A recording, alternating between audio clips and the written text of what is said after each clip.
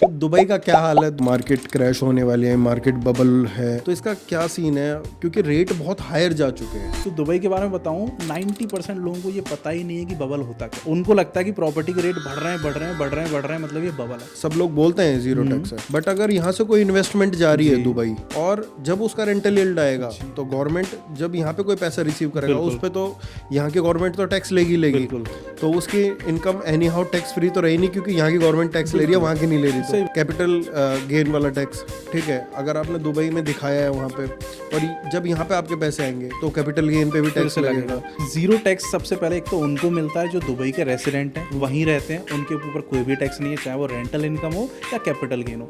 दूसरे वो लोग जो इंडिया में नहीं रहते, बाहर रहते हैं, एनआरआई बन चुके हैं, उनको भी कोई टैक्स नहीं देना पड़ेगा, क्योंकि बाय डिफॉल्ट गवर्नमेंट का रूल है अगर आप नॉन रेसिडेंट इंडियन हो तो हम आपसे कोई टैक्स नहीं लेंगे। और अभी ईडी ने बहुत से नोटिस इशू किए हैं जिन लोगों ने भी अपनी दुबई में प्रॉपर्टी ली है, जिन्होंने डिस्क्लोज नहीं किया। मैं उन लोगों को शक था क्या कुछ कैश की भी इन्वॉल्वमेंट है। बिल्कुल ठीक है, हवाला की इन्वॉल्वमेंट है। उससे क्या सेंटिमेंट नेगेटिव नहीं होता इंडियन बायर का दुबई को लेके? क्योंकि टैक्स नहीं है वहाँ पर, ब्लैक और वाइट जैसा कुछ होता नहीं है। वहाँ हर पैसा जो वाइट है, क्योंकि वहाँ कोई टैक्स नहीं है आपके पास अकाउंट में, कैश में, यानी 50% से ज़्यादा डेवलपर वहाँ कैश एक्सेप्ट भी कर लेते हैं। इंडियन क्लाइंट्स को ज़्यादा हैंडल करते हैं एज पर आवर डिस्कशन। इसमें हम लोगों का होम लोन का सबसे बड़ा इशू है।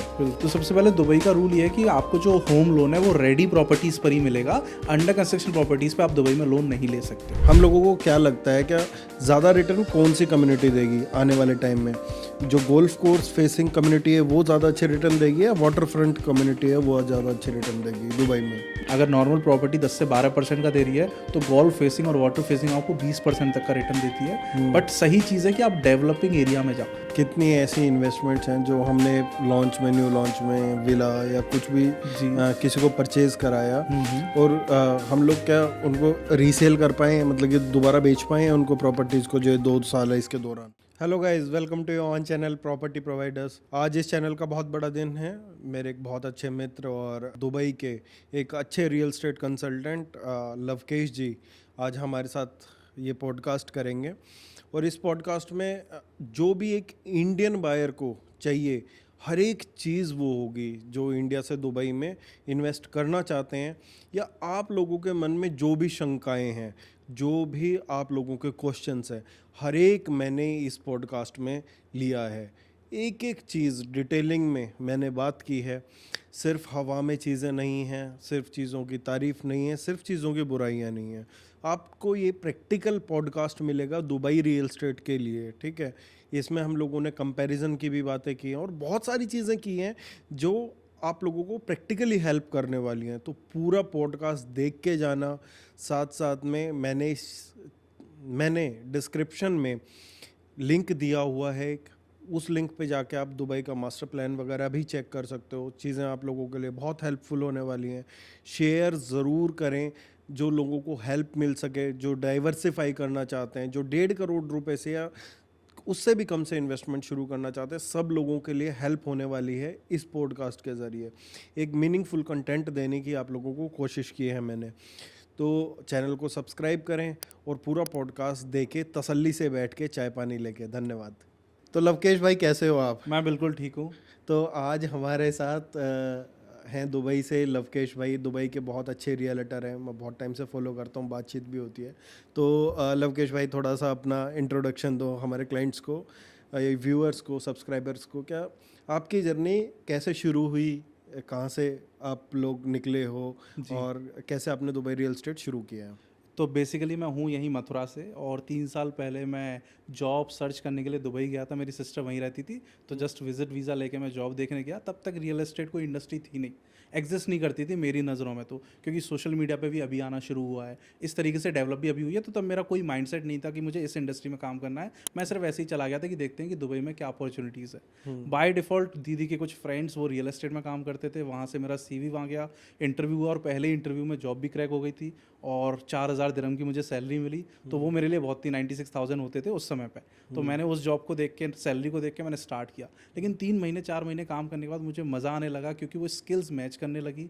प्लस जो रियल एस्टेट में जो इंसेंटिव आता है वो बहुत अच्छा आता है, उसी के लिए सब लोग काम करते हैं, सैलरी के लिए कोई काम नहीं करता। तो एक तरीके से वो बिजनेस हो गया था, क्योंकि रियल एस्टेट में आप इंसेंटिव नहीं लेते हो, प्रॉपर एक परसेंटेज लेते हो, तो आप किसी कंपनी के साथ एक बिजनेस की तरह काम करते हो। तो मैंने इसको एज अ बिजनेस की तरह बिल्ड किया। आज 3 साल हो गए, 450 करोड़ की सेल कर चुका हूँ। खुद की मेरी कंपनी को आज 1.5 साल हो चुके हैं। 18 से ज़्यादा एम्प्लॉयज़ हैं, बिजनेस बे में मेरा ऑफिस है। तो 3 साल में बहुत अच्छी जर्नी चल रही है। इसका रीज़न दुबई रियल एस्टेट भी है, क्योंकि बूम पर है इस समय, काफ़ी तेज़ी से ग्रो कर रहा है, और साथ में मैं सही टाइम पे एंट्री ले ली थी। और आप ने जो अभी तक की जर्नी किया है, इसमें से कितना परसेंट हम लोगों का क्लाइंट अगर आप माने तो इंडिया का है, या आपने कितने लोगों को आउट ऑफ इंडिया जो रहे हैं उनको सेल किया है दुबई रियल एस्टेट? तो जो मेरी पहली डील हुई थी वो मेरे क्लाइंट पाकिस्तान से थे। उस समय कोल्ड कॉलिंग का कॉन्सेप्ट था मेरी उस कंपनी में, तो वहाँ नेशनलिटी पे हमारा कंट्रोल नहीं रहता था, जिस पे कॉल लग गया हो गया। तो पहली साल में मैंने काफ़ी नेशनलिटी के साथ डील किए, पाकिस्तानी, सीरियन, आपके यूएई के भी हो गए और इंडियंस भी हो गए। लेकिन सेकंड ईयर से मैंने सोशल मीडिया पर काम करना शुरू कर दिया, तो आज की डेट में मेरा जो क्लाइंटल है वो 90% इंडिया है। तो अगर 100 प्रॉपर्टी अगर मैं बेच रहा हूँ तो 90 लोग उसमें से इंडिया के ही होते हैं, और मोस्टली दिल्ली एनसीआर के। ज़रूरी नहीं कि वो इंडिया में रह रहे हैं, काफ़ी लोग जो बाहर सेटल हो चुके हैं, बट 90% मेरे क्लाइंट्स आज इंडियंस हैं।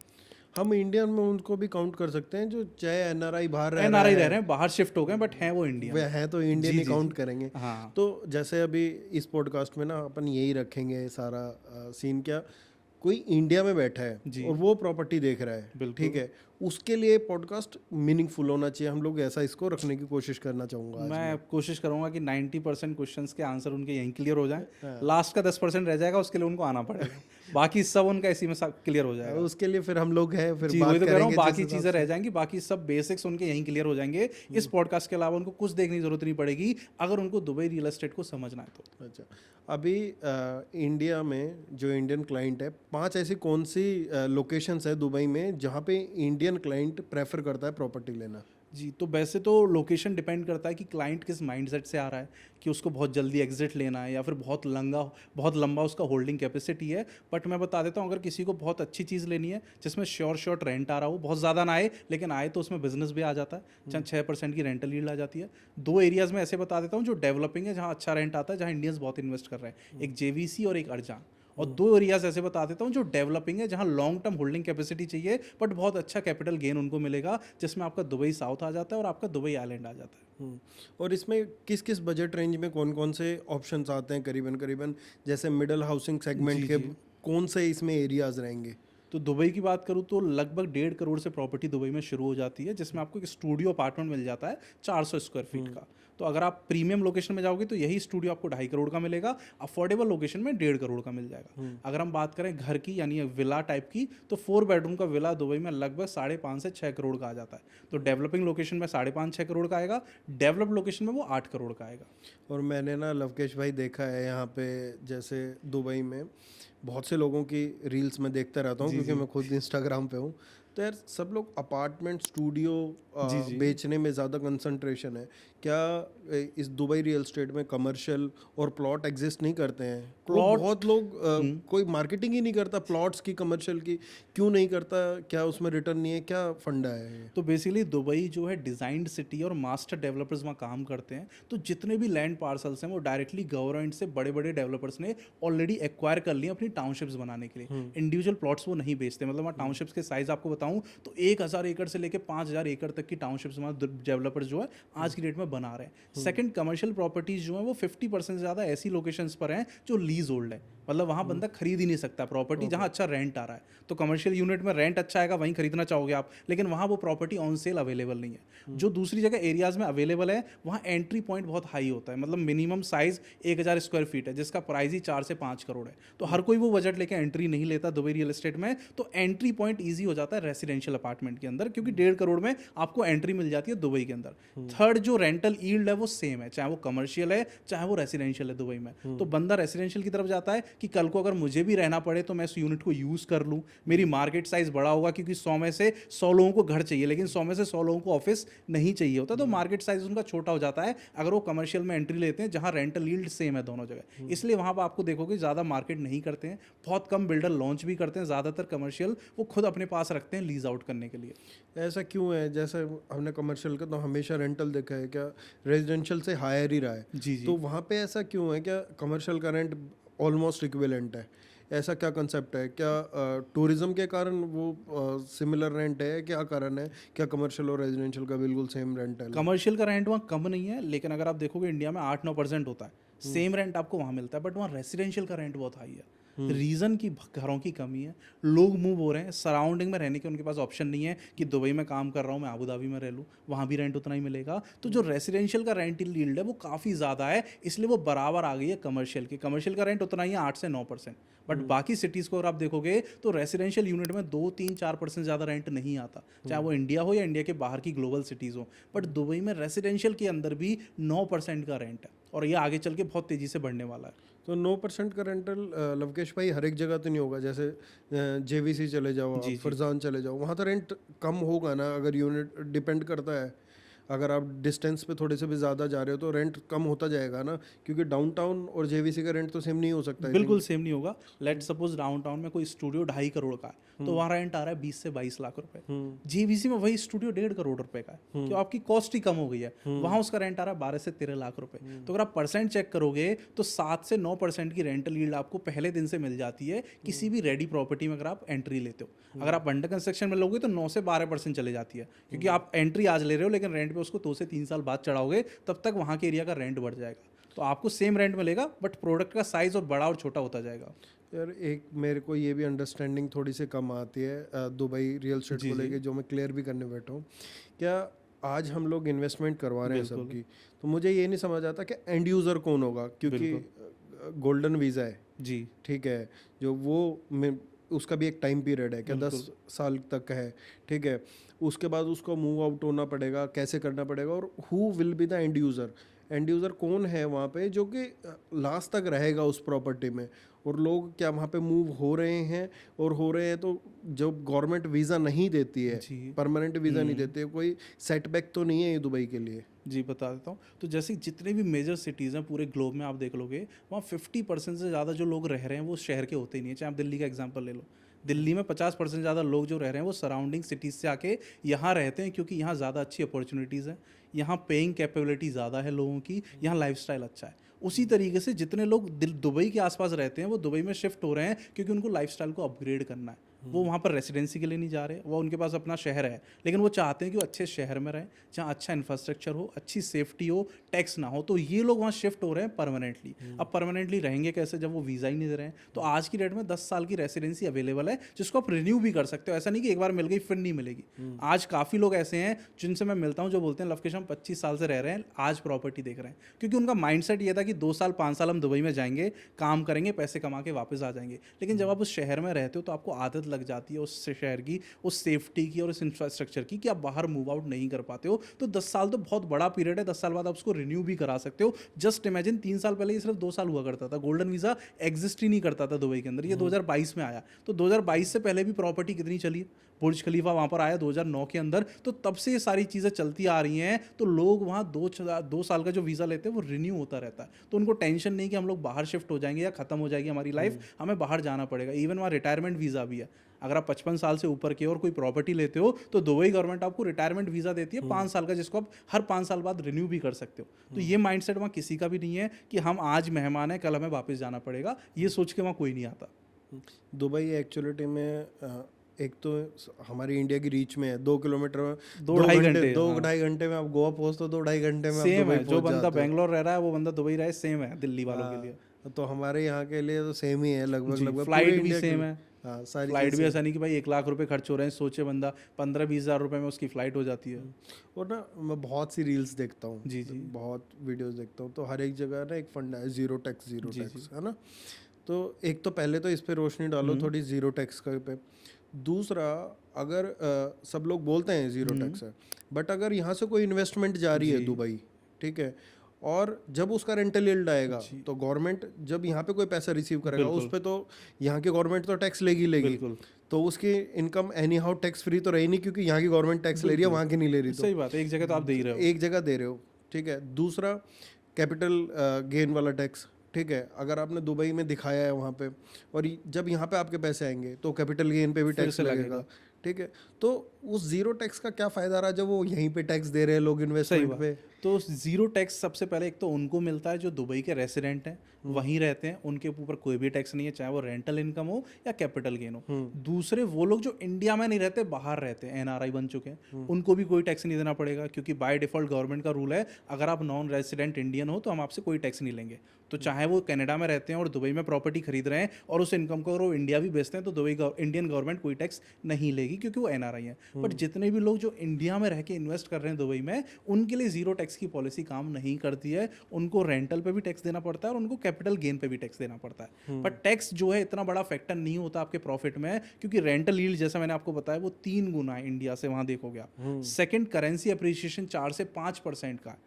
अगर मैं 2 साल पहले 3 साल पहले की बात करूं तो 1 दिरहम 20 रुपए के बराबर था, आज 1 दिरहम 23.5 रुपए के बराबर है। तो 3 साल में 3.5 रुपए बढ़ गए, लेकिन परसेंट में आप देखोगे तो 17% बढ़ चुका है 3 साल के अंदर। आईएनआर और एडी के बीच में कंपैरिजन देखोगे तो रफली 5 से 6% तो आपके पैसे दुबई में रखे रखे भी बढ़ रहे हैं। तो अगर आप टैक्स पे भी कर दोगे तब भी आप 3 से 4 गुना ज़्यादा प्रॉफिट बनाओगे सेम रियल एस्टेट पे जो आप इंडिया में खरीदने वाले हो। और नहीं, ये पॉइंट अच्छा है, क्योंकि करेंसी अप्रिसिएशन तो हमेशा जी 12-13 साल पहले देखोगे बिल्कुल 10 के बराबर थी, आज 24 पर है, डबल हो चुकी है। और अब सभी जगह हम लोगों के यहाँ पे तो गुड़गांव में क्या होता है, जिसकी वीडियो नहीं चल रही हो ना, वो एक ही टॉपिक लगाता है क्या मार्केट क्रैश होगी, मार्केट बबल होगी, बबल फटने वाला है। तो दुबई का क्या हाल है? दुबई की भी मैंने काफ़ी वीडियोस देखी हैं, 2-4 ही वीडियो देखी है मैंने। लोग बना रहे हैं क्या मार्केट क्रैश होने वाली है, मार्केट बबल है, तो इसका क्या सीन है? क्योंकि रेट बहुत हायर जा चुके हैं, ठीक है। जब रेट हायर हो जाते हैं तो सबके मन में डर रहता है हमेशा क्या करेक्शन आएगी। और दुबई की मार्केट यूएस मार्केट से कनेक्टेड है, डायरेक्टली लिंक है, ठीक है, डायरेक्टली लिंक है वो। तो जब वहाँ पे जो आज सेंटीमेंट लग रहे हैं नेगेटिव होंगे, तो क्या दुबई पे इम्पैक्ट नहीं पड़ेगा उसका? बिल्कुल। बिल्कुल ठीक बोला आपने शुरू में। अटेंशन के लोग ये टॉपिक लेके आते हैं कि बबल है, ज़्यादा अटेंशन मिलती है, लोगों का ध्यान आता है, क्योंकि लोग पॉजिटिव की तरफ ज़्यादा कम देखते हैं, नेगेटिव की तरफ जल्दी देखते हैं और फिर उस चीज़ को फैलाते हैं। तो दुबई के बारे में बताऊं, 90% लोगों को ये पता ही नहीं है कि बबल होता क्या। उनको लगता है कि प्रॉपर्टी के रेट बढ़ रहे हैं, मतलब ये बबल है। बबल की डेफिनेशन होती है कि प्रॉपर्टी के रेट तो बढ़ रहे हैं लेकिन शहर का लेवल नहीं बढ़ रहा। कि मेरा शहर उसी लेवल पर है लेकिन प्रॉपर्टी के रेट आज 1 करोड़ है, अगले साल 1.5 हो गए, फिर 2 हो गए, 3 हो गए, 4 हो गए। शहर में ना कोई डेवलपमेंट हो रहा, ना कोई एयरपोर्ट आ रहा, ना कोई मेट्रो आ रही, ना कोई हाईवे आ रहा, ना कोई कंपनीज खुल रही, ना कोई मॉल आ रहा। उस चीज़ को हम बोलते हैं बबल, कि किस चीज़ से बढ़ रहे हैं, या तो बिल्डर उस चीज़ को बढ़ा रहे हैं या इन्वेस्टर उस चीज़ को इन्फ्लेट कर रहे हैं। दूसरा होता है कि प्रॉपर्टी के रेट बढ़ रहे हैं लेकिन पैरेलली शहर भी ग्रो कर रहा है। अगर आज आप घर के सामने, अगर आपके घर के सामने कोई हाईवे लॉन्च हो जाए या मेट्रो आ जाए 5 मिनट की वॉकिंग डिस्टेंस पे, क्या आपकी प्रॉपर्टी के रेट बढ़ेंगे? बढ़ेंगे बिल्कुल। तो दुबई तो भी बन रहा है। दुबई के अंदर सिर्फ 55 मेट्रो स्टेशन है, 160 मेट्रो स्टेशन आने वाले हैं अगले 10 से 12 साल के अंदर। दुनिया का सबसे बड़ा एयरपोर्ट अभी 8 साल के अंदर लाइव हो जाएगा। फ्लाइंग टैक्सी आपको 1 साल बाद देखने को मिलेंगी। यानी इतने मेगा प्रोजेक्ट्स दुबई के अंदर बन रहे हैं जिनका कोई कनेक्शन नहीं है रियल एस्टेट के प्राइसेस से या रियल एस्टेट से। तो जो वो रेट बढ़ रहे हैं वो जेन्युइन रेट बढ़ रहे हैं क्योंकि शहर ग्रो कर रहा है। दूसरा, अगर मैं आपको रेफरेंस दूं तो आज हांगकांग में अगर आप देखोगे 2.5 लाख रुपए पर स्क्वायर फीट का रेट है। मोनाको जाओगे 2.3 लाख का है। सिंगापुर, न्यूयॉर्क, लंदन का देखोगे तो 1.5 लाख रुपए पर स्क्वायर फीट का रेट है। तो जब आप उन शहरों से दुबई को कंपेयर करोगे, दुबई में सिर्फ 50,000 रुपये स्क्वायर फीट पे आपको प्रॉपर्टी मिल जाती है। लेकिन क्या सेफ्टी में दुबई वीक है इन सब जगह से? इन सबसे ऊपर है।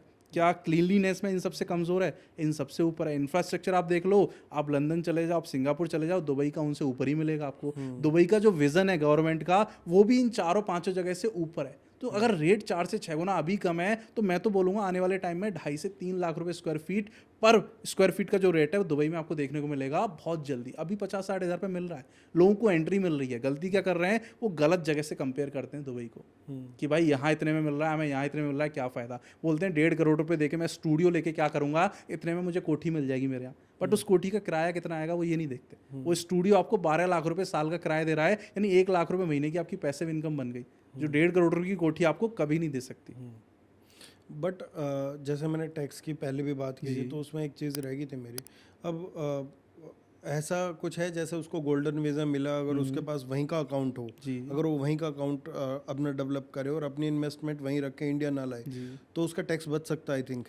तो अकॉर्डिंग टू इंडियन गवर्नमेंट आपको डिस्क्लोज करना होता है कि आपकी साल में कितनी इनकम हुई है, चाहे वो इंडिया में हो या बाहर हो। तो जब आप डिस्क्लोज करोगे वो आपकी इनकम मानी जाएगी, फिर उस पर इनकम टैक्स लगेगा। चाहे आप उसको खर्च करो, यहाँ लाओ या ना लाओ, वो आपकी चॉइस है कि आप उसको डिस्क्लोज कर रहे हो नहीं कर रहे हो। बट लीगल वे यही है कि आपका जो भी रेंट आया उसको डिस्क्लोज करो, वो आपकी इनकम स्लैब बनेगी और उसके अकॉर्डिंग आप उनको पे कर दो। और अभी ईडी ने बहुत से नोटिस इशू किए हैं जिन लोगों ने भी अपनी दुबई में प्रॉपर्टी ली है, जिन्होंने डिस्क्लोज नहीं किया। डिस्क्लोज नहीं किया, और उसमें उन लोगों को शक था क्या कुछ कैश की भी इन्वॉल्वमेंट है। बिल्कुल ठीक है, हवाला की इन्वॉल्वमेंट है। तो उससे क्या सेंटिमेंट नेगेटिव नहीं होता इंडियन बायर का दुबई को लेके? देखो, दुबई गवर्नमेंट क्योंकि टैक्स नहीं है वहाँ पर, ब्लैक और वाइट जैसा कुछ होता नहीं है। वहाँ हर पैसा जो वाइट है, क्योंकि वहाँ कोई टैक्स नहीं है, आपके पास अकाउंट में कैश में, यानी 50% से ज़्यादा डेवलपर वहाँ कैश एक्सेप्ट भी कर लेते हैं। But as a Indian resident हमारी ये ड्यूटी बनती है कि हम जो पैसा बेच रहे हैं वो बैंक के थ्रू भेजें। सेकंड, हम उसको इन्फॉर्म करें गवर्नमेंट को कि हम ये प्रॉपर्टी खरीद रहे हैं, और हर साल हम ये भी बताएं कि हमारी क्या इनकम जनरेट हुई है। अगर आप ये करोगे तो आपको 15-20-30% का टैक्स लगेगा, वो बहुत अच्छे से कवर हो जाएगा जब आप 9-10% की रेंटल यील्ड कमाओगे, प्लस करेंसी अप्रिशिएशन मिलेगा। तो लोग गलती करते हैं कि वो छुपाने की कोशिश करते हैं। तो अगर वो नहीं छुपाएं तो दुबई रियल एस्टेट से जैसा कोई इन्वेस्टमेंट अच्छा होगा नहीं, लेकिन छुपाएंगे तो आगे चल के उनको प्रॉब्लम ज़रूर फेस करनी पड़ेगी। अच्छा, और मैंने एक चीज़ देखी थी थोड़े दिन पहले, क्या जो वहाँ की गवर्नमेंट है, जो अथॉरिटीज़ हैं, वो सप्लाई पे, जो सप्लाई आने वाली हैं उस पे रेगुलर कंट्रोल अपनी कमांड बना के रखती हैं। जी जी। ठीक है, तो किस टाइप से बनाती हैं अपनी कमांड, कैसे कंट्रोल करती हैं जो इन्वेंट्री होती है जो आने वाली है मार्केट में? और मेरे ख्याल से ये तो सारी जगह कॉपी पेस्ट होना चाहिए, हमारे गुड़गांव दिल्ली में हर तो जगह बिल्कुल होना चाहिए, ज़रूरी है, हम्म। क्योंकि इससे एटलीस्ट इन्वेस्टर सेफ रहता है। तो दुबई गवर्नमेंट कैसे कंट्रोल करती है, उनको पहले तो पता है कि हर साल कितने लोग यहाँ मूव कर रहे हैं। जैसे पिछली साल की बताऊँ तो 1,67,000 लोगों ने दुबई में शिफ्ट होकर अपना घर बनाया उसको। उनको पता है कि 2040 तक दुबई की पॉपुलेशन जो है 7.8 मिलियन होने वाली है, विच इज़ रफली इक्वल्स टू 2.25 लाख लोग हर साल आएंगे दुबई में अगले 15 साल तक। तो उतने घर उनको बनवाने उनको पता है, उससे ज़्यादा आती है वो अलग चीज़ है, लेकिन इतनी प्रोजेक्शन है। तो डेवलपर को वो इशू तभी करते हैं कि वो प्रॉपर्टी बेचना शुरू करेंगे जब उनको लगता है कि इस साल में हमें इतने हैंडओवर चाहिए, इतने हैंडओवर के लिए ऑलरेडी प्रोजेक्ट्स अवेलेबल है।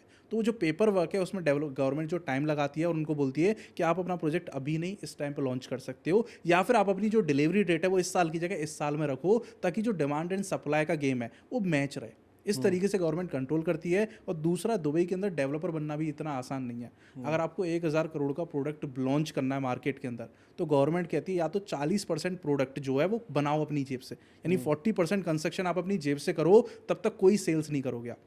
या फिर 40% अमाउंट हमारे अकाउंट में डालो, जिसको एस्क्रो अकाउंट बोलते हैं, यानी 400 करोड़ आपने वहां डाला, तब जाके आपको गवर्नमेंट सारे पेपर देगी, तब जाके आप उसको बेच पाओगे। इससे क्या हो जाता है, एक डेवलपर की प्रोफाइल पता चल जाती है कि वो स्ट्रांग है या नहीं है। ऐसा तो नहीं सिर्फ प्लॉट ली, 5-6 लोगों ने मिलके ब्रोशर बना दिया और प्रोजेक्ट बेचना शुरू कर दिया, पता चला 50% बिका ही नहीं, तो प्रोजेक्ट कभी मार्केट में आएगा ही नहीं। तो उस चीज़ से सिक्योर होने के लिए गवर्नमेंट ये रूल भी ला रखा है कि 40% या तो बनाओ या 40% अमाउंट इस अकाउंट में डालो, तभी आपको सेल्स अलाउ की जाएगी।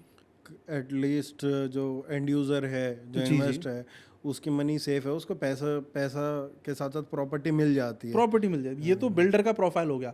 इन्वेस्टर का पैसा कैसे सेफ है, अगर आज की डेट में आप दुबई में कोई भी अंडर कंस्ट्रक्शन प्रॉपर्टी खरीदते हो तो उसके साथ एक एस्क्रो अकाउंट अटैच होता है, जिसका मतलब है कि जो पैसा इन्वेस्टर पे कर रहा है वो पैसा बिल्डर के अकाउंट में जाता ही नहीं है, बिल्डर उसको हाथ ही नहीं लगा सकता, वो गवर्नमेंट के अंडर रहता है। जब बिल्डर कंस्ट्रक्शन करता है तब जाके वो उसको विड्रॉ करेगा, यानी 50% कंस्ट्रक्शन करेगा तो गवर्नमेंट उसको 40% पैसा देगी, 60% करेगा तो 50% देगी। यानी इन्वेस्टर से ज़्यादा जल्दी तो बिल्डर को होती है प्रोजेक्ट को कंप्लीट करने की, क्योंकि इन्वेस्टर की तो 1-2 यूनिट फंसी हुई हैं, उनका तो पूरे 1,000 यूनिट का पैसा गवर्नमेंट के पास है, वो तभी मिलेगा जब वो टाइम पे कंप्लीट कर देंगे। और कंप्लीट करने के बाद भी 10 से 20% गवर्नमेंट अपने पास रखती है 1 साल के लिए, कि तुम्हारी बिल्डिंग में कोई दिक्कत आती है कल को तो वो चीज़ भी हम यहीं से निकालेंगे। तो इस तरीके से लोग सेफ है वहाँ पर। नहीं, बहुत ट्रांसपेरेंसी, इसी वजह से रियल स्टेट अच्छा जा भी रहा है। गवर्नमेंट बहुत कंट्रोल करती है, क्योंकि बिल्डर खराब करेगा, एजेंट खराब करेगा, नाम तो दुबई का खराब होगा। मतलब एक दुबई रेस्ट नाम की ऐप है जिसपे आप प्रोजेक्ट का सिर्फ नंबर डाल के चेक कर सकते हो कितना कंस्ट्रक्शन अपडेट हो गया है। लाइव फोटोज डालते हैं वहाँ पर हर महीने, कि आपको जाके देखने की जरूरत नहीं है कि आपका प्रोजेक्ट कितना बन रहा है। जैसे इंडिया में क्या होता है, हम चक्कर लगाते रहते हैं हर 3 महीने में, 6 महीने में, कि कंस्ट्रक्शन कहाँ पहुंचा। दुबई के अंदर वो चीज़ आपकी लाइव रहती है, लाइव ट्रांजेक्शन आप देख सकते हो कि इस बिल्डिंग के अंदर कल क्या बिका था, कितने रुपए में बिका था, ये सब कुछ वहाँ ओपन रहता है। और लवकेश भाई, जैसे आप इंडियन क्लाइंट्स को ज़्यादा हैंडल करते हो एज पर आवर डिस्कशन, जी। तो इसमें हम लोगों का होम लोन का सबसे बड़ा इशू है। बिल्कुल। ठीक है, आज जो इंडियन क्लाइंट है जो हमारे यहाँ गुड़गांव में भी प्रॉपर्टी ले रहा है, या मैं बेंगलोर भी करता हूँ थोड़ा बहुत, ठीक है, जिसने वहाँ पे भी लिया है। दुबई मैंने एक ट्रांजैक्शन की थी, थोड़ा सा मेरे लिए पिन पॉइंट रहा था, इसीलिए मैंने आपसे पूछा है, क्या इंडियन बैंक से लोन होना बहुत मुश्किल है? ठीक है, वो वहीं से लोन होता है और वो बहुत हेडेक वाला प्रोसेस है, तो उसको आप कैसे एग्जीक्यूट करते हो? जो लोन लेता है इंडिया वाला क्लाइंट, उसको कैसे आप स्टेप बाय स्टेप थोड़ा सा बताओगे तो लोगों को समझ भी आएगा क्या कैसे वो प्रोसीड कर पाएँ, ठीक है, और कैसे हेडेक फ्री डील कर पाएँ। बिल्कुल। तो सबसे पहले दुबई का रूल ये है कि आपको जो होम लोन है वो रेडी प्रॉपर्टीज़ पर ही मिलेगा। अंडर कंस्ट्रक्शन प्रॉपर्टीज़ पे आप दुबई में लोन नहीं ले सकते हो। तो अगर आपको लोन लेना है तो आप रेडी प्रॉपर्टी की तरफ जाओ, या फिर अंडर कंस्ट्रक्शन प्रॉपर्टी में सिर्फ उस अमाउंट का लोन मिलेगा जो रेडी होते टाइम पर आपको पे करना है बिल्डर को। ड्यूरिंग कंस्ट्रक्शन वाला आपको जेब से ही देना पड़ेगा। Second, as a non resident आपको 50% ही लोन मिलता है। तो अगर आप कोई 2 करोड़ रुपए की चीज़ खरीद रहे हो तो 1 करोड़ आपको पॉकेट से लगाना ही पड़ेगा, चाहे वो रेडी है, अंडर कंस्ट्रक्शन है। सिर्फ बैंक जो 1 करोड़ फाइनेंस करेगी वो भी दुबई की बैंक, इंडियन बैंक नहीं करेगी। थर्ड, आपको लोन जो वो प्रॉपर्टी के अगेंस्ट नहीं मिलता दुबई में, वो आपकी जॉब या बिजनेस के अगेंस्ट मिलता है पहली बार। तो अगर आप कोई प्रॉपर्टी दुबई में ले रहे हो और आप ये सोचो कि प्रॉपर्टी के पेपर देके मैं बैंक से लोन ले लूँगा दुबई की, तो ऐसा नहीं होता है। आपको 50% पैसा देना पड़ेगा और 50% लोन के लिए आपको, जो आप इंडिया में जॉब या बिजनेस करते हो उसकी स्टेटमेंट दिखानी पड़ेगी। जॉब वाले के लिए मिनिमम 6 लाख रुपए महीने की सैलरी होनी चाहिए, और अगर बिजनेस वाला है तो कम से कम 2 साल पुराना उसका बिजनेस होना चाहिए। अगर ये सारी चीज़ें मैच होती हैं तब जाके दुबई की बैंक आपको लोन देती है। 25 साल तक का लोन होता है और लगभग 5.5% के इंटरेस्ट पर आपको लोन मिल जाता है। इंटरेस्ट रेट तो कम ही है, काफ़ी कम है, बस ये कि वो एलिजिबिलिटी काफ़ी हाई है। 6 से 7 लाख रुपए महीने की सैलरी आपको दिखानी होती है, उसके बदले में आपको लगभग 1.5 करोड़ का ही लोन मिलता है। तो अगर आपको बड़ा लोन चाहिए तो आपकी सैलरी मल्टीपल होनी चाहिए, वो आपका एलिजिबिलिटी मल्टीपल होती जाती है। ये मेरे लिए एक पेन पॉइंट रहा था, इसीलिए मैंने आपसे क्वेश्चन भी पूछा, क्या एटलीस्ट मुझे भी क्लियर हो और लोगों को भी क्लियर हो। 5 में से 4 प्रॉपर्टीज दुबई में विदाउट होम लोन बिकती हैं आज, सिर्फ एक प्रॉपर्टी होम लोन पे बिकती है। एक बात ये भी तो है ना, जो इंडियन क्लाइंट ले रहा है उसकी कोई फर्स्ट इन्वेस्टमेंट दुबई नहीं हो सकती, वो सेकंड होती है। ठीक है, सेकंड या थर्ड इन्वेस्टमेंट होगी। बहुत रेयर होता है कि पहली इन्वेस्टमेंट बहुत रेयर होती है, क्योंकि पहले आदमी अपने होम टाउन में अपना घर लेता है या आसपास कहीं घर लेता है, एस्पिरेशन सिटी में घर लेता है, उसके बाद एक इन्वेस्टमेंट करता है और एडिशनल इन्वेस्टमेंट के लिए फिर दुबई देखता है। जी, क्योंकि डाइवर्सिफाई रखना चाहिए हमें अपने पोर्टफोलियो को। ऐसा नहीं कि एक ही जगह करो, ऐसा भी नहीं सारा इन्वेस्टमेंट आप दुबई में ही रखो, उसको डिवाइड करो, हर जगह करो। उसी तरीके से जो लोग यहाँ इन्वेस्ट करते हैं वो वहाँ भी ट्राई करते हैं कि क्या रिटर्न आएगा, क्या उनको एक्सपीरियंस मिलता है। तो अभी जो इंडियन क्लाइंट्स हैं, ठीक है, वो कौन सा सेगमेंट ज़्यादा प्रेफर कर रहे हैं दुबई में? मतलब कि जैसे आप देखते हो स्टूडियो अपार्टमेंट ज़्यादा आप लोग सेल आउट करते हो, विलास ज़्यादा सेल आउट होते हैं, तो कौन सा ऐसा टाइप है प्रॉपर्टी का जो ज़्यादा प्रेफर करते हैं लोग? जिनका बजट कम होता है, कम से मतलब है 2 से 2.5 करोड़ के बीच में, तो वो लोग स्टूडियो और 1 BHK पे स्टिक रहते हैं। वो ज़्यादातर वही खरीदते हैं। 2 BHK पे बहुत रेयर है कि कोई जाए, सिर्फ वो लोग जाते हैं जिनका प्लान है कि 2-4 साल बाद हम शिफ्ट हो सकते हैं, तो उसको एज अ होम वो यूज़ करेंगे। वरना एज अ इन्वेस्टमेंट स्टूडियो 70% और 1 BHK 30%, जिनका बजट कम है। जिनका बजट 6-7 करोड़ पे जाता है वो फिर अपार्टमेंट्स को साइड कर देते हैं, वो टाउन हाउसेज में इन्वेस्ट करते हैं, क्योंकि आपको उतने रुपए में फिर 4 बेडरूम का एक बना हुआ विला मिल जाता है, तो वो उनकी चॉइस होती है। तो स्टूडियो 1 BHK या फिर 4 BHK का टाउन हाउस, ये सबसे ज़्यादा लोग चूज़ करते हैं एज अ इन्वेस्टमेंट इंडिया से। मैंने विजिट किया था जब दुबई, तो मैं डमैक हिल्स टूर देख के आया था। बहुत ब्यूटीफुल कम्युनिटी है, बहुत अच्छी कम्युनिटी है, आई लव्ड इट। मेरा प्लान भी था इन्वेस्टमेंट का, बट हम लोग खुद रियलिटर है यहाँ पे गुड़गांव में, तो हमारे ज़्यादातर इन्वेस्टमेंट्स ही हैं, ठीक है, क्योंकि यहाँ पे फ्लो ज़्यादा चलता है मेरा, तो यहाँ पे कैश फ्लो अच्छे निकाल लेते हैं हम लोग, तो इसलिए नहीं ले पाया। अदरवाइज़ अगर आप आज यहाँ के हमारे विलास के रेट देखोगे और वहाँ का टाउन हाउस का रेट है, वो टाउन हाउस का रेट कम है। तो इस जब ये चीज़ें कंपेयर करता हूँ तो मुझे लगता है कि दुबई हाँ अच्छा करेगा इन फ्यूचर। दुबई अभी इंडिया से सस्ता है। इंडिया की ग्लोबल सिटीज़ से अगर आप देखोगे, मेजर सिटीज़ से आपको 70,000 रुपये गज में तो दुबई में प्लॉट मिल जाती है। आपको 25,000 रुपये स्क्वायर फीट में आपको विला मिल जाता है बना हुआ। आपको 30-35,000 रुपये स्क्वायर फीट के रेट में आपको अच्छा खासा अपार्टमेंट मिल जाता है, 30-40-50 फ्लोर की बिल्डिंग में। तो ये रेट अगर आप इंडिया से कंपेयर करोगे, मुंबई, आप दिल्ली से, गुड़गांव से कर लो, आप बेंगलोर से कर लो, तो देखोगे इससे थोड़ा ऊपर ही चल रहा है इंडियन रियल एस्टेट। जबकि इंडिया रियल एस्टेट और दुबई में देखोगे इंफ्रास्ट्रक्चर में बहुत आ गया, सेफ्टी में बहुत आ गया, टैक्सेशन भी है, तो वहाँ के रेट डेफिनेटली आगे जाने वाले हैं। कोई बबल जैसा कोई सीन ही नहीं है। बस मुझे थोड़ा एंड कंज्यूमर की है, क्या एंड कंज्यूमर कौन होगा वहाँ, थोड़ा सा मेरे दिमाग में यही बार बार चलता है। तो इस वजह से मैं क्लियर नहीं कर पा रहा, क्योंकि अगर वहाँ पे वीज़ा मिलने लगे थोड़ा सा लंबे समय के लिए तो और भी सेफ हो जाएगा, मेरे को ऐसा लगता है। होता क्या, वहाँ लोग शिफ्ट हो जाते हैं अपनी फैमिली के साथ। वीज़ा तो क्या है कि एक एक्सटर्नल थिंग है जो आपको बस रिन्यू करानी है, वो 2 साल की हो 10 साल की वो रिन्यू करानी होती है, बट लोग वहाँ शिफ्ट हो रहे हैं। कुछ लोग अपनी फैमिलीज़ को लेके शिफ्ट हो रहे हैं, उनके बिजनेस आज भी इंडिया में, मेरे जो क्लाइंट्स हैं उनके बिजनेस दिल्ली में, लेकिन पूरी फैमिली के साथ वो दुबई में रहते हैं। क्यों? क्योंकि उनको अपने फैमिली को सेफ रखना है, एक अच्छा लाइफस्टाइल देना है, किसी को चिक चिक ना हो, पैसे अगर कमा रहे हैं तो खर्च कर सके शांति से। सेकंड, जो यूथ है वो जो शिफ्ट हो रहा है वो हो रहा है अपॉर्चुनिटीज़ के लिए, कि जो बिज़नेस मैं इंडिया में कर रहा हूँ वही सेम बिज़नेस अगर मैं दुबई में करूँगा तो ज़्यादा अच्छी अपॉर्चुनिटी मिलेगी, ज़्यादा पैसे आएंगे, प्लस टैक्स में कम जाएगा। तो ये काफ़ी रीज़न है जिसकी वजह से लोग शिफ्ट हो रहे हैं। और वीज़ाज तो दुबई गवर्नमेंट हमेशा देगी, ऐसा नहीं वीज़ा कभी बंद हो जाएंगे, बस आपको लेते रहना पड़ेगा। ऐसा नहीं कि आप फ्री हो गए एक बार में। दूसरा, आपसे टैक्स नहीं ले रही है तो इसलिए आपको परमानेंट रेसिडेंट भी नहीं बना रही है, वो आपको फिक्स टाइम के लिए दे रही है कि इतने टाइम आप यहाँ रह सकते हो, बदले में आपसे कुछ ले भी नहीं रही है। तो लवकेश भाई, अभी 2033 और 2040 का मास्टर प्लान दुबई के बारे में कुछ थोड़ा रोशनी डालो, किस हिसाब से यहाँ पे डेवलपमेंट्स आ रही हैं और क्या क्या बेनिफिशियल है और कैसे कैसे देखना चाहिए लोगों को, और ये मास्टर प्लान अगर कोई पर्सनल देखना चाहे तो वो कहाँ से मिल सकता है या हम लोग कैसे प्रोवाइड कर सकते हैं जो व्यूअर्स की हेल्प हो सके। जी, तो दुबई में एक अच्छी चीज़ क्या है कि पूरा, अगर आप 15 साल की भी बात करूं तो सबको पता है कि कहाँ क्या आने वाला है, गवर्नमेंट क्या फोकस कर रही है, क्या बनाने वाली है।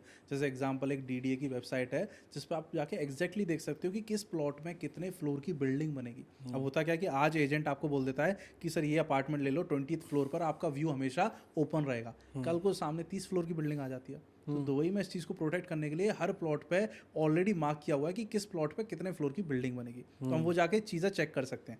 तो मेक श्योर जब भी आप किसी से डील करो, चेक कर लो आसपास कोई प्लॉट तो नहीं है, प्लॉट है तो उस वेबसाइट पर जाके चेक करो किस प्लॉट पे कितने फ्लोर की बिल्डिंग आने वाली है। ये गवर्नमेंट की तरफ से ओपन है। कौन सी वेबसाइट है वो? मैं आपको लिंक दे दूंगा, डीडीए करके, दुबई डेवलपमेंट अथॉरिटी, उनकी वेबसाइट है जिस पर पूरा मास्टर प्लान है, कहाँ मेट्रो स्टेशन आएगा, कहाँ मेट्रो लाइन आएगी, सब कुछ आप चेक कर सकते हो। इवन मेट्रो स्टेशन का पॉइंट भी होगा कि यहाँ स्टेशन होगा, जिससे आप फ्यूचर में अपनी इन्वेस्टमेंट को सिक्योर कर सकते हो। सेकंड, जैसे D33 का जो प्लान है गवर्नमेंट का, उसमें उनका गोल है कि जो दुबई गवर्नमेंट की जो दुबई की जीडीपी है उसको डबल करना है। आज जो वहाँ की जीडीपी है वो $116 बिलियन की है, उसको उनको डबल करना है 2033 तक।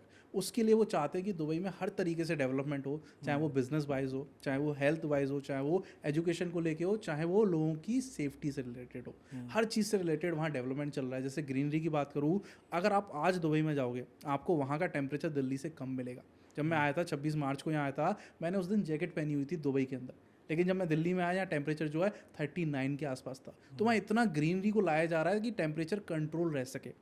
हर साल लाखों में पेड़ लगाए जा रहे हैं। इवन दुनिया का सबसे ग्रीन हाईवे दुबई के अंदर बन रहा है जिसको ग्रीन स्पाइन का नाम दिया है। 65 किलोमीटर लंबा ये हाईवे रहेगा जो शेख मोहम्मद बिन जायद रोड पे बनेगा, जिस पर 1 मिलियन पेड़ लगाने वाले हैं वो 65 किलोमीटर के अंदर, जो होते हैं 10 लाख पेड़। वो पेड़ आपके लगेंगे, बीच में ट्रेन चलेगी, दोनों तरफ साइकिलिंग जॉगिंग ट्रैक होगा, उसके अलावा रोड होगी। तो मोस्ट ग्रीन हाईवे वो आपका बन रहा है। जो कोस्टल रीजन है, जो हमारी बीचेस है, उसको 4 गुना करना है इनको 2040 तक।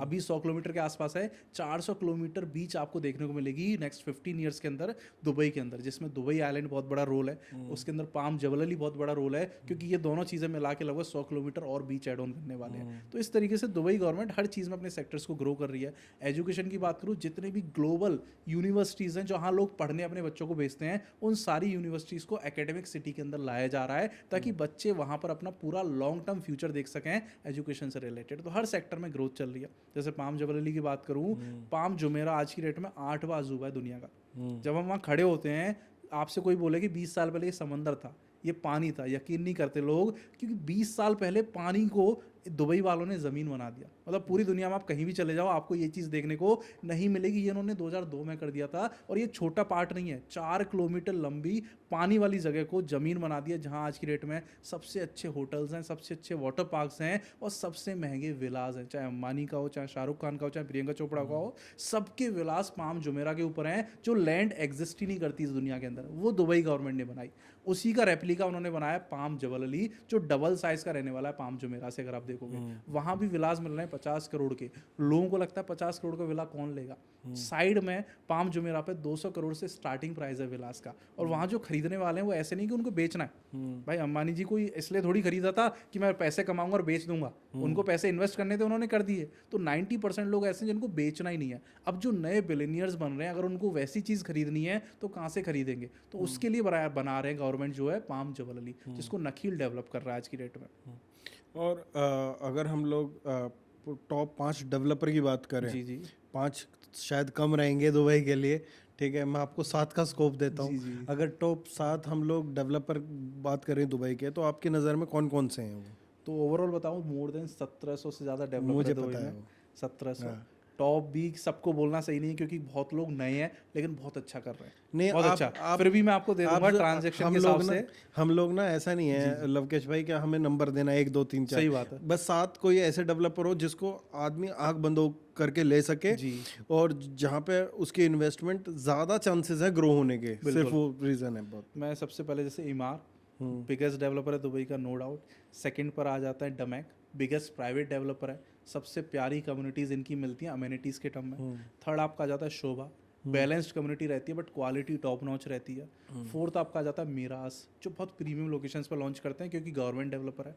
एक फिफ्थ आपके नखील आ जाते हैं, जो बहुत वाटर फ्रंट कम्युनिटीज़ बनाते हैं और बहुत अच्छे हैं, और ये भी गवर्नमेंट डेवलपर है। सिक्स्थ आप ले सकते हो मेरे ख्याल से एलिंगटन को। एलिंगटन के जो हेड हैं वो एमआर के ही पार्ट थे 10 साल तक, वहाँ उन्होंने काम किया और बहुत अच्छे प्रोडक्ट है। बहुत कम इन्वेंट्री रहती है, बहुत ज़्यादा प्रोजेक्ट लॉन्च नहीं करते बट बहुत प्रीमियम बना रहे हैं आज की डेट में। इसके अलावा 7th पे आप डेन्यूब रख सकते हो, क्योंकि बहुत फ्लेक्सिबल पेमेंट प्लान देते हैं, मार्केट में ब्रांड वैल्यू अच्छी है। दूसरा कंप्लीट पैकेज दे देते हैं आपको, फुली फर्निश करके दे देते हैं और आपको लोन की ज़रूरत भी नहीं पड़ती। अब डेन्यूब का ऑफिस तो यहाँ गुड़गांव में भी जी, अभी open उन्होंने हो यहाँ भी गया खोला है, दिल्ली में भी अलग ऑफिस है उनका। डमैक ने भी, डेन्यूब ने जी, भी, जी, जी। दोनों के ऑफिसेज हैं यहाँ पे। डेवलपर से अलग अगर बात की जाए तो किस हम लोगों को क्या लगता है, क्या ज़्यादा रिटर्न कौन सी कम्युनिटी देगी आने वाले टाइम में? जो गोल्फ कोर्स फेसिंग कम्युनिटी है वो ज़्यादा अच्छे रिटर्न देगी, या वाटर फ्रंट कम्युनिटी है वो ज़्यादा अच्छे रिटर्न देगी दुबई में? जी, तो ये दोनों ही बहुत ज़्यादा देती हैं। अगर नॉर्मल प्रॉपर्टी 10 से 12% का दे रही है, तो गोल्फ फेसिंग और वाटर फेसिंग आपको 20% तक का रिटर्न देती है। बट सही चीज़ है कि आप डेवलपिंग एरिया में जाओ। जैसे वाटर फ्रंट में भी बात करूँ तो JBR मरीना जैसी लोकेशन है जो फुली वाटर फ्रंट है, बट वो ऑलरेडी इतना अप्रिशिएट कर चुकी है क्योंकि 20 साल पुरानी कम्युनिटी है, सब कुछ रेडी है। तो अगर आपको वाटर फ्रंट में इन्वेस्ट करना है तो आप जबल अली वो दुबई आइलैंड जा सकते हो, आप मैरीटाइम सिटी जा सकते हो, जहाँ आपको आधे रेट में सी फेसिंग अपार्टमेंट मिल जाएगा जो दुबई में रेडी एरियाज में मिल रहा है। उसी तरीके से अगर आपको गोल्फ फेसिंग चाहिए तो दुबई हिल्स एस्टेट कम्युनिटी है जो ऑलरेडी रेडी है, मैच्योर है, वहाँ 1 BHK आपको 4.5-5 करोड़ का आएगा। उसकी जगह आप इन्वेस्ट कर सकते हो इमार साउथ की कम्युनिटी में, या फिर कोई ऐसी कम्युनिटी जो नई बन रही है जिसमें अंदर गोल्फ कोर्स है। क्योंकि किसी भी कम्युनिटी में 8 से 10 फेजेस होते हैं, तो स्टार्टिंग के 2-3 फेजेस में ले लोगे तो आपका पैसा ऑलमोस्ट डबल हो जाता है 8th-9th फेज तक आने में। तो ऐसे कम्युनिटी में जाना है जहाँ भी शुरू हुआ है डेवलपमेंट। बाकी नॉर्मल प्रॉपर्टी से वाटर फ्रंट और गोल्फ कोर्स दोनों ही बहुत अच्छी होती है। अब जैसे इंडिया में यहाँ पे मैं बैठा हूँ अभी गुड़गांव में, यहाँ पे जो ऑफ प्लान जिसको आप लोग बोलते हो, वहाँ पे हम न्यू लॉन्चेस बोलते हैं, ठीक है। न्यू लॉन्चेस में यहाँ पे कम काम करने वाले हैं, जो कि रीसेल की मार्केट है बहुत बड़ी है। तो दुबई की रीसेल मार्केट कैसे चलती है, और दुबई की रीसेल मार्केट में कितने लोग हैं जो एक्टिवली काम करते हैं? क्या रीसेल जल्दी हो जाती है, बीच में ही प्रॉपर्टी बिक जाती है बनते बनते, या तो फिर रेडी टू मूव होने का वेट करना पड़ता है, उतना लंबा ड्यूरेशन होता है रीसेल के लिए वहाँ? तो दुबई क्योंकि अभी शहर बन रहा है, तो आप देखोगे ज़्यादातर एजेंट्स या ज़्यादातर ट्रांजैक्शन आपको अंडर कंस्ट्रक्शन में दिखेंगे, क्योंकि मोस्ट ऑफ द एरियाज़ में डेवलपमेंट चल रहा है। रेडी एरियाज़ बहुत कम है, जो 10-15 साल पुराने जो फुली डेवलप हो चुके हैं, वहाँ ऑप्शन ही नहीं है अंडर कंस्ट्रक्शन का, तो वहाँ रेडी चल रहा है। अगर आप अपार्टमेंट ले रहे हो तो 99% चांसेस है कि वो तब बिकेगा जब वो रेडी हो जाएगा। ड्यूरिंग कंस्ट्रक्शन फ्लिप करना इजी नहीं होता दुबई के अंदर अपार्टमेंट्स में, क्योंकि अपार्टमेंट बहुत जल्दी लॉन्च होते हैं, बहुत डेवलपर्स लेके आते हैं, नए नए ऑफर होते हैं, नई नई स्कीम होती है, प्लस पेमेंट में फ्लेक्सिबिलिटी मिल जाती है। जो बंदे ने 2 साल में पैसा दिया वो किसी को 1 दिन में देना पड़ेगा, इससे अच्छा वो डेवलपर से ले लेता है जहाँ उसको ईजी पेमेंट प्लान मिलता है। तो अगर अपार्टमेंट आप ले रहे हो दुबई के अंदर, तो ये मान के चलो कि इसको बेचना तभी पॉसिबल होगा जब इसकी चाबी मिल जाएगी।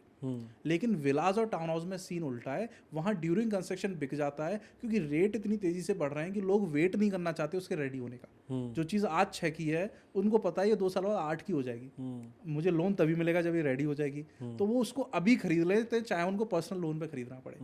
उनको रेट से डर लग रहा है, वो इसलिए खरीद लेते हैं। तो अगर आप टाउन हाउस विला लोगे तो ड्यूरिंग कंस्ट्रक्शन बिक जाएगा, लेकिन फ्लैट रेडी होने के बाद ही बिकेगा।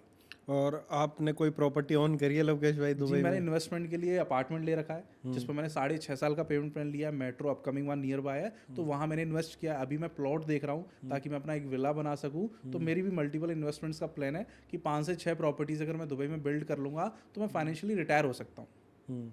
और अब जो इंडियन होम बायर है, जो यहाँ से पहली बार जाना चाहता है, उसके लिए स्टेप बाय स्टेप क्या आप गाइड करोगे कि वो कैसे प्रॉपर्टी के लिए प्लान करे? क्योंकि रिसर्च करता है हर एक आदमी। हर एक आदमी पहले बात करने से पहले, किसी से पहले तो ये सोचता है कि मेरे को थोड़ा बहुत पता लगे चीज़ों के बारे में। अगर किसी ने कोई अंडर कंस्ट्रक्शन प्रॉपर्टी लेनी है, रेजिडेंशियल अपार्टमेंट हो या विला, तो उसका स्टेप बाय स्टेप कैसे प्रोसीजर होगा? सबसे पहले तो वो खुद से कुछ 2-3 क्वेश्चन पूछ के उनके आंसर साइड में कर ले कि मुझे किस प्राइस ब्रैकेट में देखना है, मुझे अपने लिए लेना है या इन्वेस्टमेंट के लिए देखना है, और मुझे कितना टाइम में पोजीशन मिलेगा तो चलेगा। ये 2-3 चीज़ें उनको क्लियर हो जाएंगी तो ईजी होगा सर्च करना, क्योंकि वहाँ 1700 बिल्डर है। अगर एक बिल्डर 10 प्रॉपर्टी भी बना रहा है तो 17,000 प्रोजेक्ट हो जाएंगे। तो उनमें खोने से अच्छा है आप अपने आंसर्स पहले ही ढूंढ लो। उसके बाद आप एक अच्छा रियल एस्टेट एजेंट सर्च करो, क्योंकि वहाँ डायरेक्टली बिल्डर टू बिल्डर आप जाओगे कुछ नहीं मिलेगा आपको। बिल्डर आपको वही बोलेगा जो उसके पास है और वो बेस्ट है उसके लिए, तो वो कुछ एक्स्ट्रा पिच नहीं करेगा। तो एक अच्छा रियल एस्टेट एजेंट ढूंढ लो। आज सोशल मीडिया पर सब लोग प्रेजेंस है, वहाँ जाके चेक कर सकते हो आप किसकी क्या हिस्ट्री है, क्या उन कैसे काम करता है, जिससे आपकी बॉन्डिंग बने, जिससे आपका कनेक्शन अच्छा बने, उससे आप कनेक्ट हो जाओ। फिर जो रिक्वायरमेंट आपने नोट डाउन की थी वो उसको बता दो कि मैं 4 से 5 करोड़ के बजट में एक विला देख रहा हूँ भाई दुबई में, और मुझे शिफ्ट होना है 3 से 4 साल के अंदर, कुछ बताओ। तो अब उसका काम है वो आपको टॉप 5 प्रोजेक्ट्स निकाल के लाएगा मार्केट में से जो आपकी रिक्वायरमेंट को मैच करेंगे। अब उसने निकाल के लाया वो आपको ऑनलाइन दिखाएगा। फिर आप दुबई की एक ट्रिप प्लान करो कि भाई मैं दुबई आ रहा हूँ अगले महीने, जो प्रोजेक्ट्स तुमने मुझे बताए इनमें से हम इन 3 प्रोजेक्ट्स को और देखेंगे, इसके अलावा कुछ और मार्केट में तब आएगा तो मुझे वो भी दिखा देना। तो फिर उनकी रिस्पॉन्सिबिलिटी कि वो एक बार दुबई जाएँ, क्योंकि वहाँ जाके उनको ग्राउंड रियलिटी पता चलेगी। हो सकता है वो एजेंट उनको कुछ गलत दिखा रहा हो, या फिर जो प्राइस है वो ना बता रहा हो, कुछ भी हो सकता है। तो इससे अच्छा है कि आप ऑनलाइन डील करो, आप एक बार वहाँ जाके विजिट करो, फिर 4 से 5 दिन का प्रॉपर्टी टूर रखो अपना। जैसे मैं क्या करता हूँ, मैं सुबह अपने क्लाइंट को होटल से पिक करता हूँ, पूरे दिन हम लोग टूर पर जाते हैं, कम से कम 3 से 4 बेस्ट प्रॉपर्टीज़ में दिखाता हूँ जो उनसे मैच कर रही है रिक्वायरमेंट से। उनमें मैं उनको पूछता हूँ कुछ समझ में आया, अगर आ जाता है तो ठीक है, नहीं आता अगले दिन हम फिर रिपीट करते हैं, फिर 3 से 4 प्रॉपर्टी देखते हैं। तो जब हमारी 8-10 प्रॉपर्टीज़ हो जाती हैं, उसके बाद हम दोनों साथ में बैठते हैं, एवेल्यूएट करते हैं कि कौन सी प्रॉपर्टी में क्या प्रो है, क्या कौन से, किसके फाइनेंसेस मैच कर रहे हैं, किसका बिल्डर स्ट्रॉन्ग है, ये सारी चीज़ें। जब ये फाइनल हो जाता है फिर हम बिल्डर से मीटिंग कराते हैं उनकी डायरेक्ट कि आप इनसे बात करो, अपना नेगोशिएट करो जो आप कर सकते हो, और इनसे बात करके अपनी डील लो। डील करते टाइम आपको चेक करना है कि बिल्डर रजिस्टर्ड हो, वो डेफिनेटली होता है दुबई में, ऐसे कोई बेच नहीं सकता। सेकंड, जिस प्रोजेक्ट में आप इन्वेस्ट करने वाले हो वो उसका एस्क्रो अकाउंट आ चुका हो। एस्क्रो अकाउंट इस बात का प्रूफ है कि सारे पेपर्स इसके पास अवेलेबल है। एस्क्रो अकाउंट लास्ट में आता है सबसे, तो अगर एस्क्रो अकाउंट रेडी है इसका मतलब प्रोजेक्ट सब कुछ पास करके आ चुका है। ये सारी चीज़ें चेक करते हुए आप डेवलपर से डिस्कस कर सकते हो। उसके बाद आपका सिर्फ बुकिंग रह जाता है, जो आप फॉर्म साइन करोगे, 2% का टोकन मनी दोगे और आपकी यूनिट बुक हो जाएगी।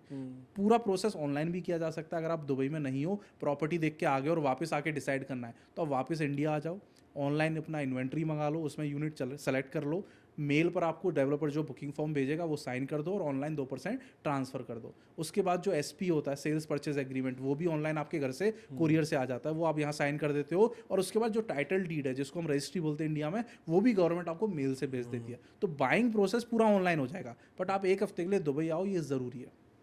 इसमें 2 चीज़ें हैं जी। एक तो DLD का क्या रोल है, DLD का थोड़ा सा आप एक्सप्लेन करो क्या किस हिसाब से होता है। जैसे हमारे यहाँ पे तो जब पोजीशन मिलती है उस टाइम पे कन्विंस डेट बोलते हैं हम उसको, ठीक है, जो रजिस्ट्री बोल जाते हैं देशी भाषा में।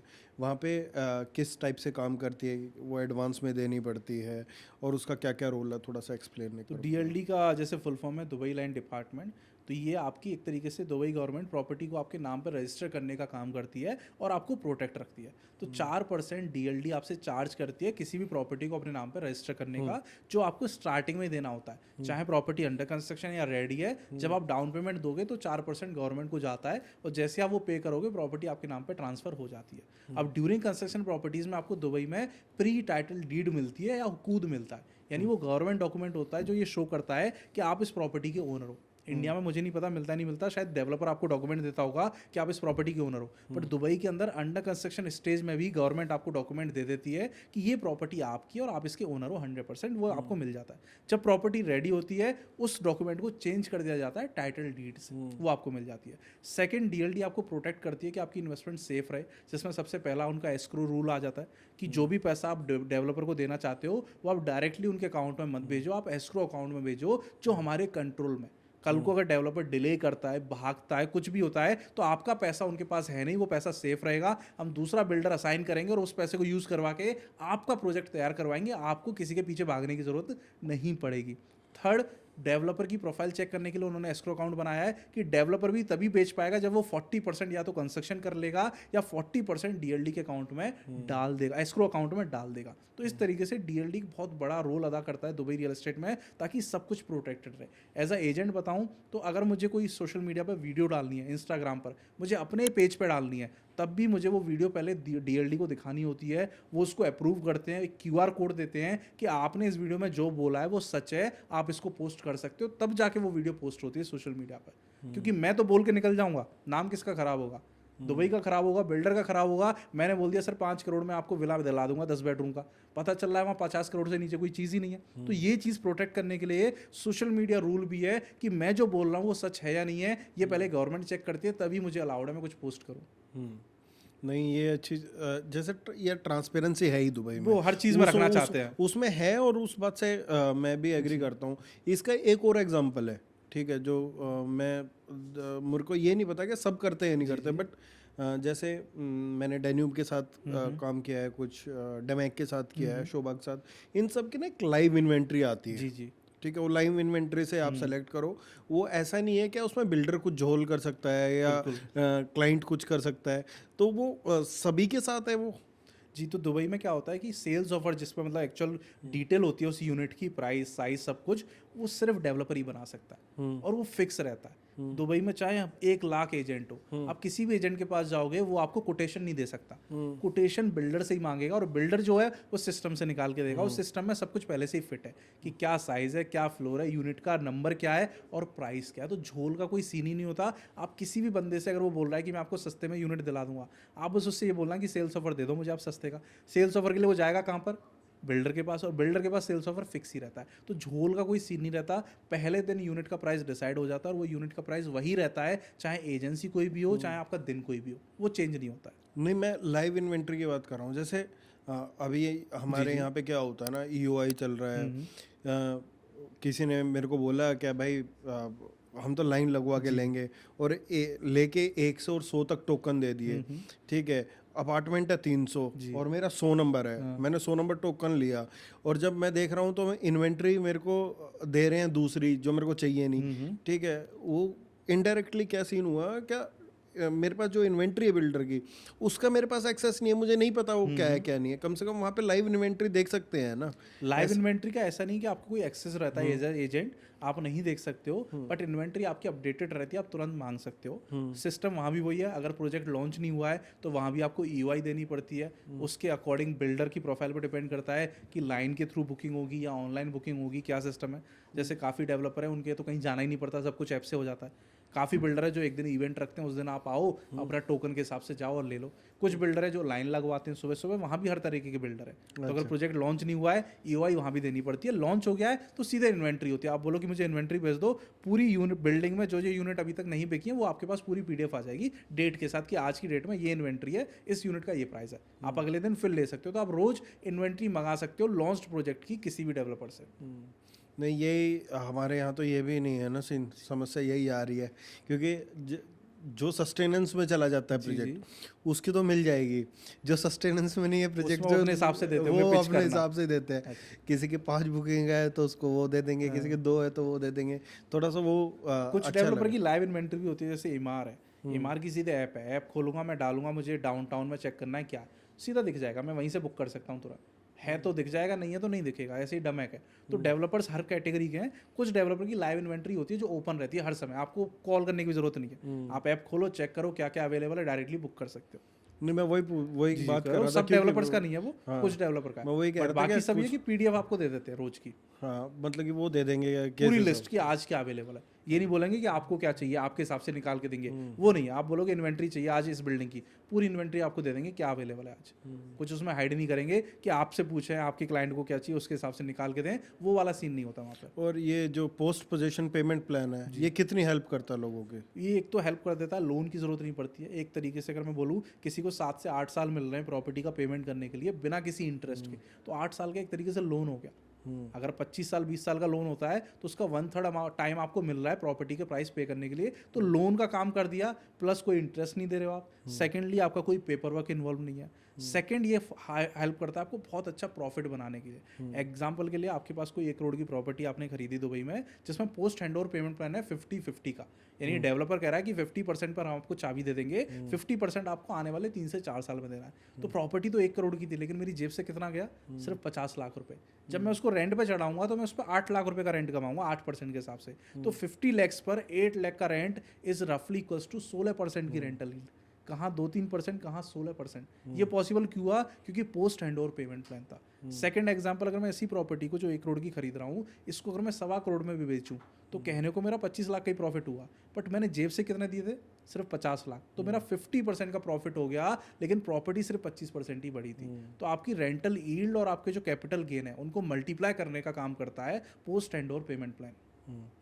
अभी तक आप पर्सनली अगर आपकी बात करूं तो कितनी ऐसी इन्वेस्टमेंट्स हैं जो हमने लॉन्च में, न्यू लॉन्च में, विला या कुछ भी किसी को परचेज कराया और हम लोग क्या उनको रीसेल कर पाए, मतलब कि दोबारा बेच पाए हैं उनको प्रॉपर्टीज़ को, जो 2 साल है इसके दौरान? जी, तो मैंने 3 साल पहले काम शुरू किया था। 2-3 मैं आपको बताऊं, रीसेल के लिए वहाँ ज़्यादा तो लोग खरीदते भी नहीं है, क्योंकि मेन गोल होता है उनका रेंटल इनकम।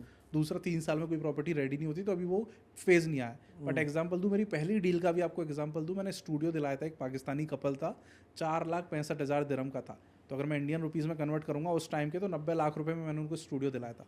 आज उसी स्टूडियो की कीमत उस जगह पर सिर्फ 6.5 लाख दिरहम हुई है, लेकिन अगर आप उसको INR में कन्वर्ट करते हो तो 1.5 करोड़ रुपए, यानी 90 लाख रुपए की चीज़ आज 1.5 करोड़ की हो चुकी है। 60 लाख रुपए का प्रॉफिट वो बना चुके हैं। और सबसे अच्छी चीज़ क्या है कि post hand over payment plan दिलाया था मैंने उनको, तो उनकी जेब से अभी तक 52% पैसा ही गया है, यानी 90 लाख में से उन्होंने दिया सिर्फ 48 लाख रुपए ही है, और उनकी प्रॉपर्टियां 60 लाख अप्रिशिएट कर चुकी है, यानी मोर देन 100% का कैपिटल गेन। दूसरा, उसको रेंट पे भी चढ़ाएंगे तो उस एरिया में जो रेंट है आज वो 14 लाख रुपए का चल रहा है स्टूडियो का।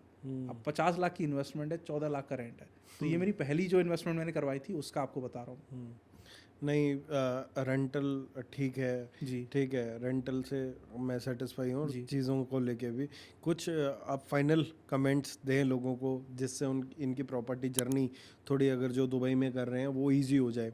दूसरी, इसी वीडियो के डिस्क्रिप्शन में आपको जो लवकेश भाई ने बोला है उसका मैं लिंक भी डाल दूंगा वेबसाइट का, जिससे आप लोगों को हेल्प मिल सके कुछ मास्टर प्लान वगैरह देखना हो तो कुछ फाइनल कमेंट दो जिनसे ईजी हो सके लोगों की जर्नी प्रॉपर्टी के लिए। सबसे पहले तो कि आप अपनी इन्वेस्टमेंट को डाइवर्सिफाइड रखो।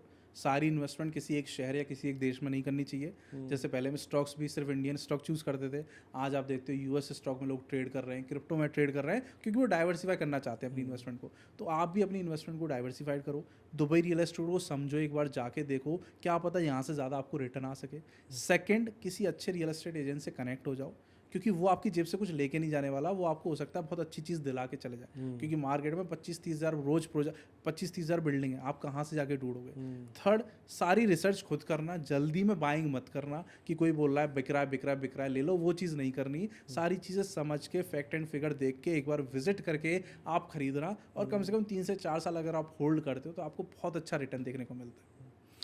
थैंक यू लवकेश भाई, आपने हमें बहुत टाइम दिया। ठीक है, फिर मिलते हैं आपसे। हाँ ज़रूर, मैं दुबई आऊँगा, जल्दी मुझे आना है। ठीक है, मेरा कुछ वहाँ का एक चल रहा है ट्रांजैक्शन का, तो मैं आपसे आके मिलूंगा भी और टाइम बिताएंगे साथ में, और इस बार आपके चैनल पे पॉडकास्ट करेंगे बैठ के आराम से। बिल्कुल जी। ठीक है, थैंक यू भाई, सो मच, थैंक यू।